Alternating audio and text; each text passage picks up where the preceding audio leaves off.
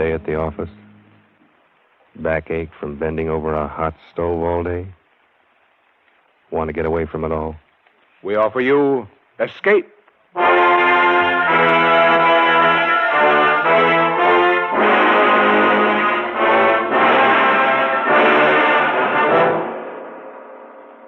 It is midnight, and you are alone. Suddenly the room is plunged into darkness. You sit frozen with terror, because something is there behind you. Something you feared would come. Something from which you must escape. Escape, produced and directed by William N. Robeson, and carefully plotted to free you from the four walls of today for a half hour of high adventure.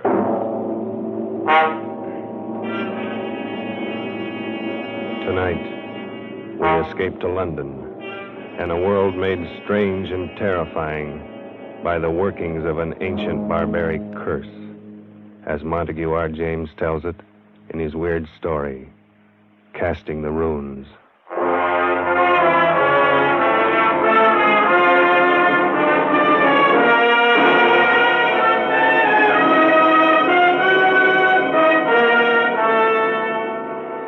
My name is Edward Dunning. I'm a scientist. I'm used to dealing with facts, not fairy tales. I'm regarded as Britain's leading authority on medieval life. And as such, I've studied much of the ancient fears and barbaric superstitions of those times. I should have been the first to scoff at any suggestion that the ancient powers of evil, the black magic of Teutonic days, could be believed and practiced in the 20th century. A few weeks ago, I should have laughed had you told me that a curse, a hex, could kill a man. Today, I cannot laugh. It has happened to a man I know of. And now, it's happening to me. My first presentiment of danger came on that day a few weeks ago when I dropped in to see Alfred Smythe, Secretary of the National Science Association, and found him in a state of irritation. Blast it all, Dunning. I almost wish you hadn't been so brutally honest in your report on that Carswell paper. Why? What's the trouble? Oh, he's such a frightful fellow. He's raising a terrible row. You mean Carswell himself? Yes, it's bad enough a vicious charlatan like that calling himself a scientist. But now he's taking all his vindictiveness out on me. Sorry, old chap. It's really me he'd like to get at. As a matter of fact, that's just what his last letter was about. He wants to know what supposed authority wrote the report rejecting his paper. You didn't give him my name. Heavens, no. As a matter of fact, Dunning, I haven't and I won't, and for a very special reason. Call it silly, call it crazy, call it what you will. I have an uncanny feeling about that man Carswell. Why? Do you know anything about him? Nothing. I've never seen him.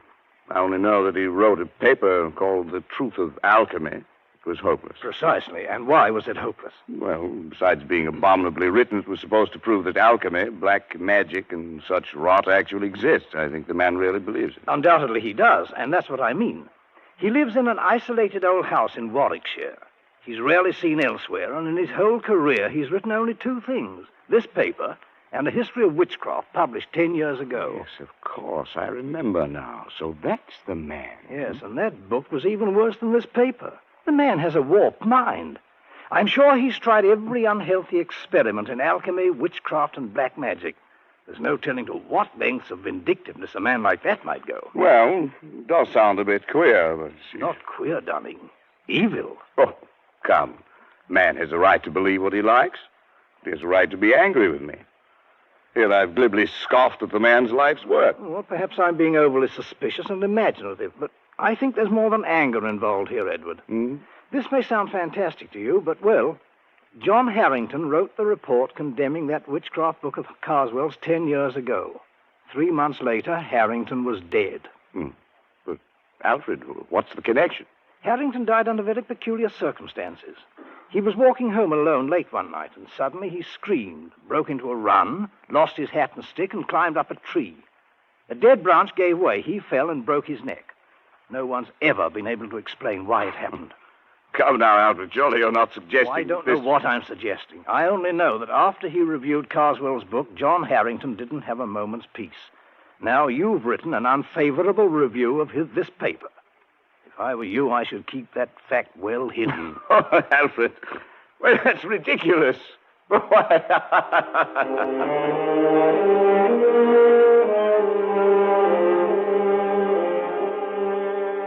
Yes, I laughed at Alfred Smythe's fears. How could I have known then that I was to feel the same terror, the same agonized fear which gripped the heart of John Harrington as he crouched, panting, on the branch of a tree, for another moment or two of life, while beneath him the thing came closer and closer. I'd almost forgotten the incident when, a few nights later, I was riding home on a late train. I was half drowsing in my seat, barely keeping awake by looking idly at the car card advertisements. The man directly opposite me must have been doing the same, because suddenly I heard him say, "Here now, what can that one be advertising?" I followed his eyes to the window beside my head. What I saw brought me bolt upright in my seat. In memory of John Harrington, died September 18th, 1937, by falling from a tree. 3 months were allowed. Blimey, what do you say that means, sir? Well, I don't know. But I did know. Smythe had been right. The affair with Carswell was not over, but only begun. I asked the conductor about the card, but he was as puzzled as I was. He had never seen it before. The card must have been put there expressly for me. That meant that Carswell knew it was I who had reviewed his paper. How had he found out? I got the answer the next day. I was in the select manuscript department of the British Museum doing some research in the quiet, almost deserted room. I'd been working steadily for an hour, oblivious to my surroundings, when suddenly, just at my shoulder, I heard a voice. "Edward Dunning, you are allowed 3 months. I swung around in my seat. There was no one within 20 feet of me. I sat for a moment, shaken, and then I stooped to pick up the papers I had brushed to the floor. I straightened up to find a stout, elderly gentleman standing in front of me. Excuse me, sir. Yes? May I give you this paper? I think it should be yours. Oh, yes, so it is. I thought I had them all. This one seemed to have slid across the floor. Thank you very much. Not at all, sir. Good afternoon. He walked slowly away and out of the door. A kindly, stout old gentleman. But there was something about him that made me feel strange. I went over to the attendant. Yes, Mr. Dunning? Did you notice that gentleman I was just speaking to? Oh, yes, of course. Can you tell me his name? Why, that's Mr. Carswell. As a matter of fact, he was asking about you only the other day. Asking about me? Well, he asked who were the great authorities on medieval science. Of course, I told him you were the only one in the country. Oh, I see. Would you like to meet him, Mr. Dunning? I'll see if I can... No. No, thank you.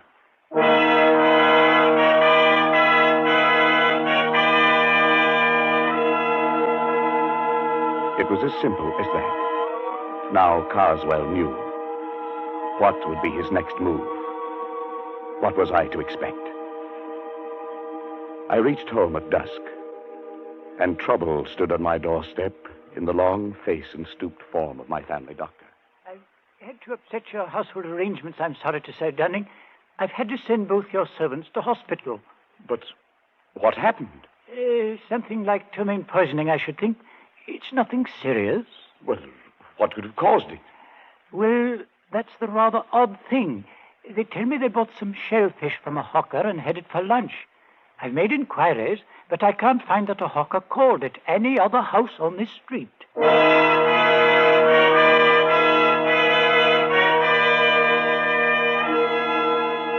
Was this the next move?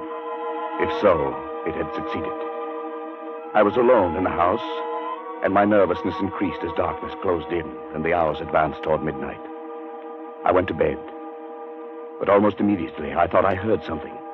My study door opening downstairs. I went out and leaned over the banister. There was nothing moving, nothing visible.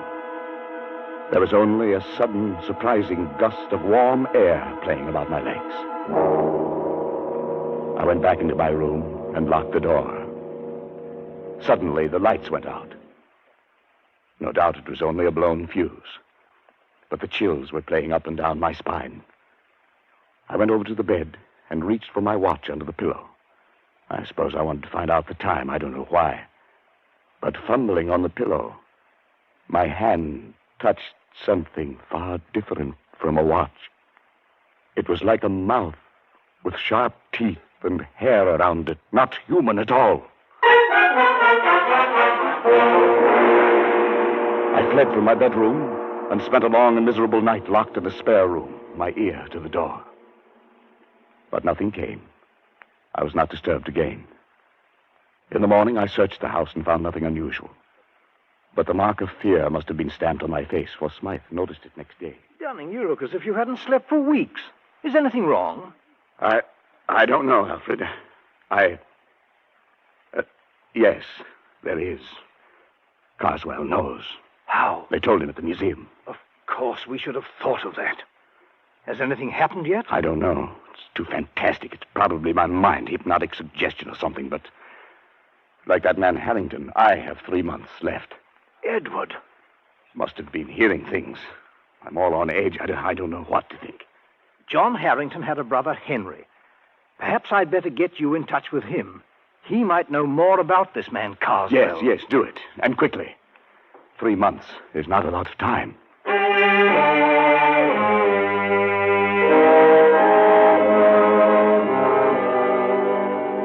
It was arranged. That night, I found myself walking down the dark street that led from the railway station to the Harrington home. It must have been along this same street that John Harrington had walked that last night. Where he had broke and run, it must have been one of these trees bordering the lonely road in which he had spent his last horrible moments. The way was dark, and there was no living soul in sight. And suddenly, complete terror gripped me. Somehow I knew that I was being followed. At first I only felt it, and then I heard it. I walked steadily on for a moment, my stomach like ice. It was getting louder, coming closer. Unconsciously, my step quickened. I could barely control myself. I wanted to scream and run. The thing came closer, closer.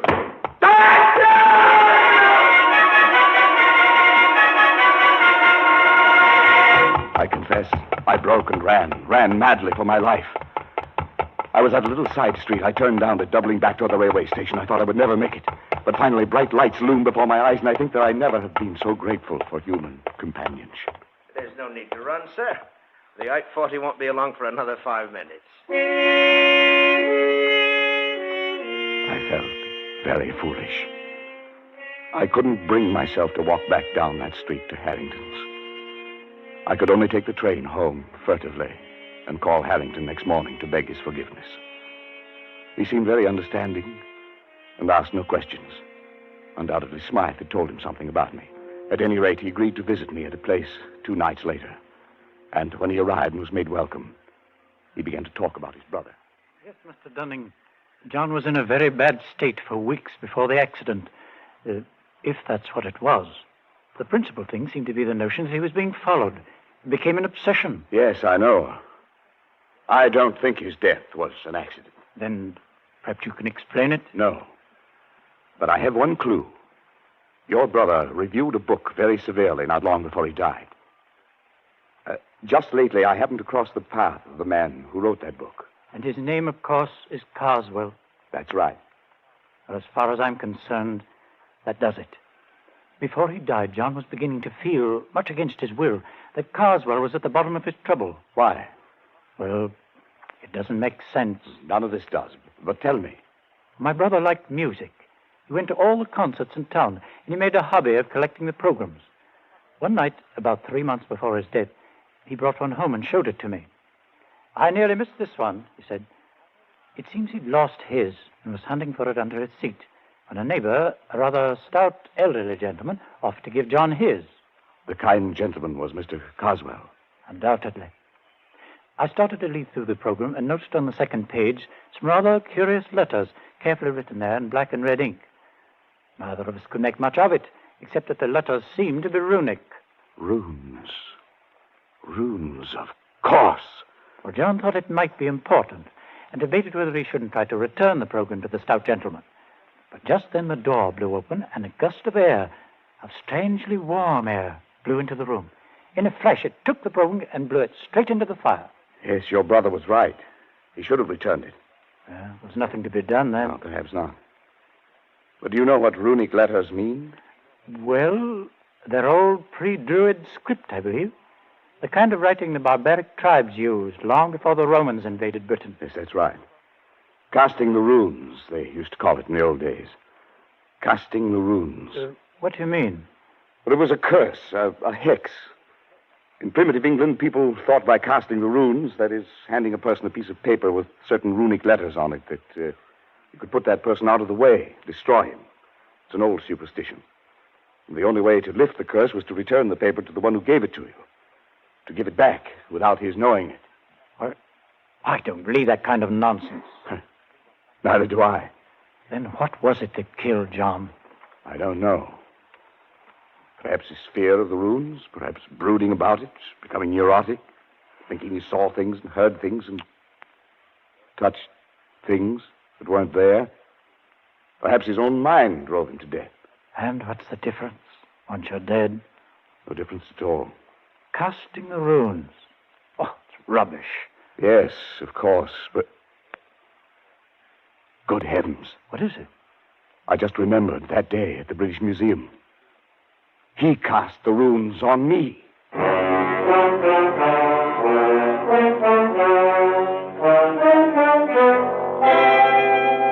I went swiftly to the writing table, Harrington close behind me. My portfolio was there, full of the scribbled notes I'd been working on that day in the museum. And as I took it in my shaking hands and began leaping desperately through them, one strip of thin, light paper slipped and fluttered toward the open window with uncanny quickness. But Harrington was even quicker and slammed the window shut just in time. Got it? Oh, thank heaven. If it were lost or destroyed, like your brother's... Then you wouldn't be able to return it to Mr. Carswell. Yes. Look at it.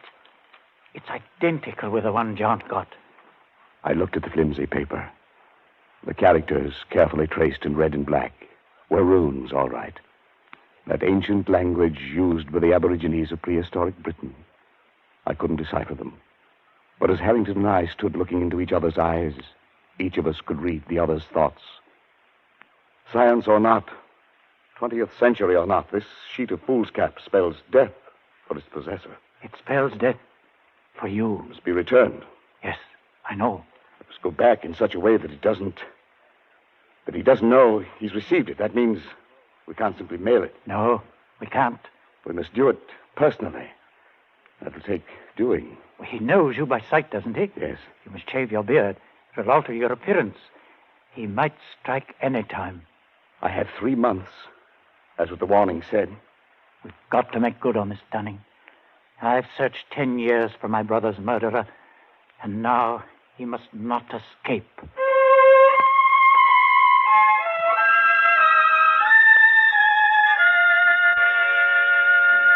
I dare not go near Carswell, so Harrington volunteered to keep a watch on him, to let me know when our chance came to return the runes, if it was ever to come. It was only a night or two after Harrington was there that I arrived home and found the calendar had come in the mail. When I examined it, I found everything after November 19th had been torn out. The next night, I had another envelope of the mail. This time it was a woodcut, an illustration torn out of a book, showing a dark, moonlit road and a man walking on it. And right behind him came a huge, dark shape, some awful demon creature. Under it were written some lines from the Ancient Mariner. And as I sat alone and read them aloud, I felt that now familiar gust of warm air playing about my legs. The man walks on and turns no more his head, because he knows a frightful fiend doth close behind him tread.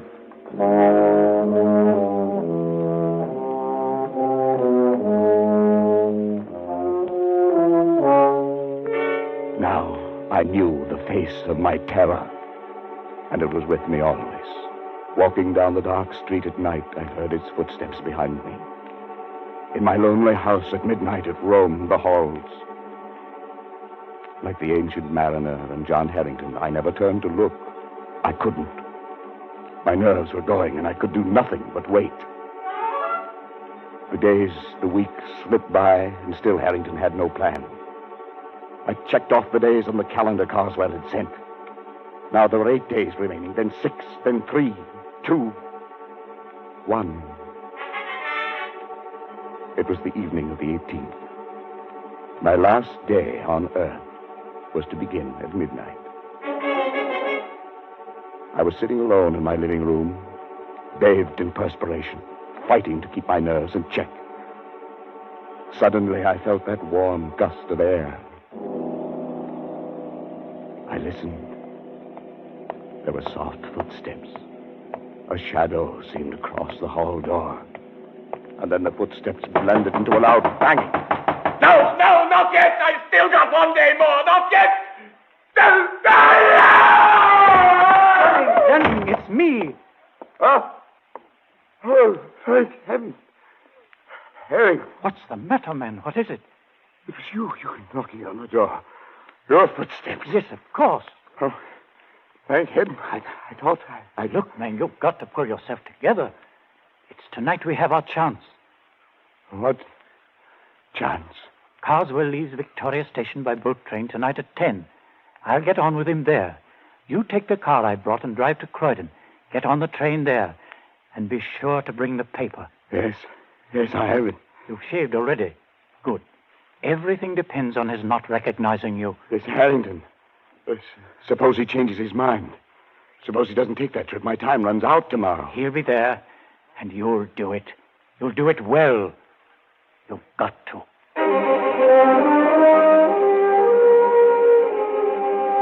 I stood on the platform at Croydon, my mind in a daze. I thought the train would never come, but it did. I saw Harrington at the window. He stared coolly at me. Of course, there was to be no sign of recognition. I entered the coach and slowly made my way down the aisle to the compartment where Harrington sat. Opposite him, staring full into my face, was Carswell. He looked up as I sat down. His eyes were heavy-lidded, his face bland. It was impossible to tell whether he knew. The train started. The next stop was Dover, the end of the line. My last chance. It was time to cast the runes.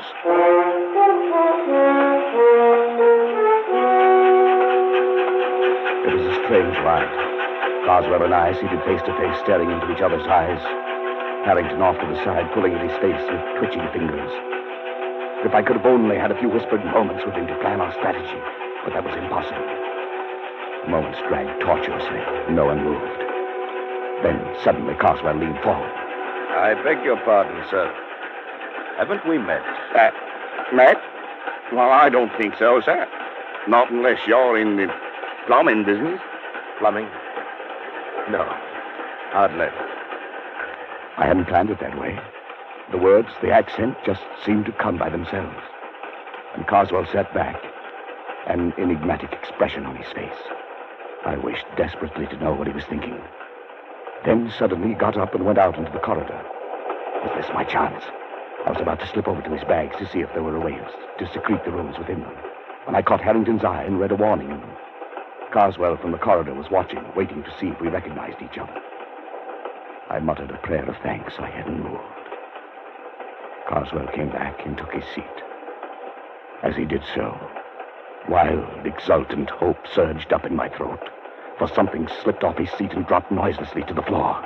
It was his ticket case, and he didn't see it. It was a small cardboard ticket case with a pocket on the cover.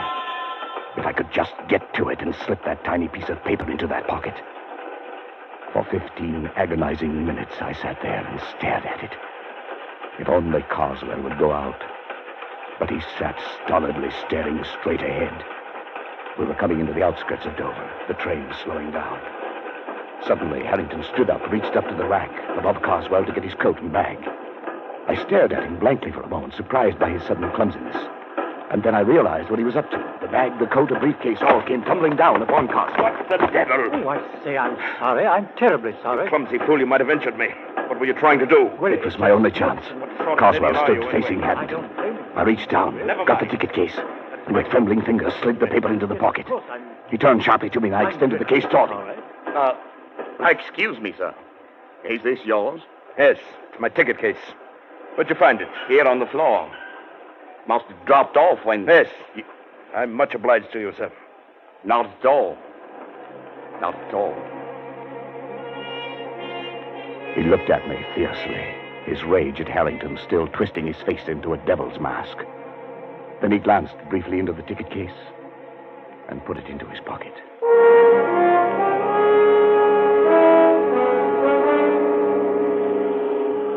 On the railway pier at Dover, Harrington and I followed a few steps behind Carswell.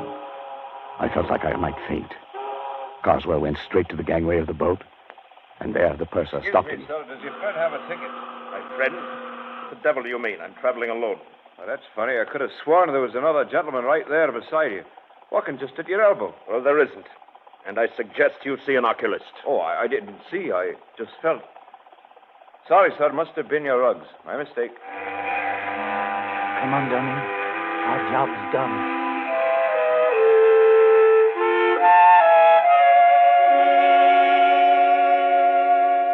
I didn't sleep that night. I lay awake and listened. But there were no footsteps, no warm gusts of air, nothing to disturb me.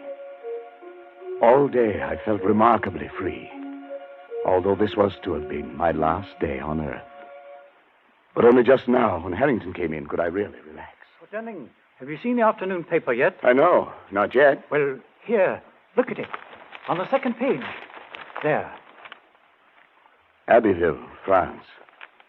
An English traveler examining the front of St. Wolfram's Cathedral today was struck on the head and killed instantly by a stone falling from the scaffolding. A note of mystery was added by the fact that although the cathedral was undergoing repairs, no workman was on the scaffolding at the time of the accident. The traveler was identified by papers found on him as a Mr. Carswell of Warwickshire.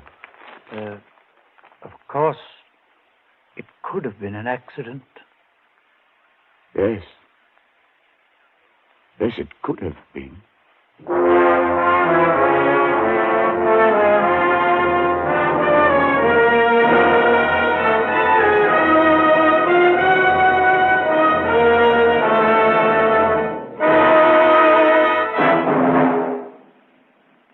Escape is produced and directed by William N. Robeson, and tonight brought you Casting the Runes by Montague R. James, adapted for radio by Irving Ravitch and John Dunkel, with John McIntyre as Edward Dunning, Jan Wolfe as Harrington, and Bill Conrad as Carswell.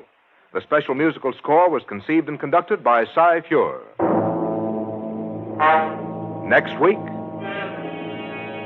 you are trapped in a hidden valley, high in the Andes, walled in by sheer rock precipices, and surrounding you, closing in on you, is a band of blind men who want your eyes.